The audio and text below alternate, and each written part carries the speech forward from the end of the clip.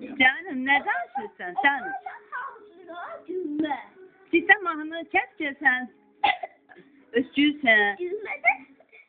Düğmelerinde hazırlı düğme. Onları hazırlı şap. Onları halka çekiyor. Paltar tikili. Müəllim öyrədir mi o sənə? Pambıkla düzeldir. Pambıqda ay sağ o müəllim öyrədir. Ravbat bunu pambıqdan düzəldikdən sonra paltar tikiblər. Sən qazan o.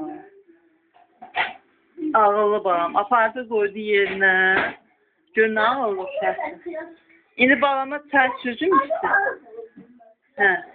Kraskan deyil boyunsan bura. Ha. Deyil bura qoydun.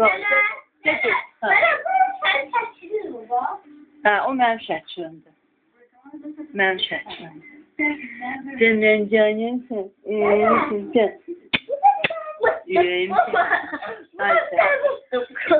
Nə qoyun burada sən? Mıstık nədir? Mutfili.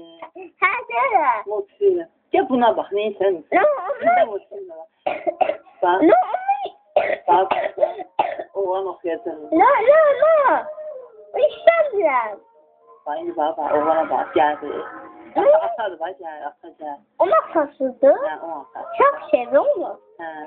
Ne istemiyorum. Gəldi oğlan deyir. Bak, gəldi, çıkar aslına var. Kızlar gəlir baxmağa. Sağır. Dan.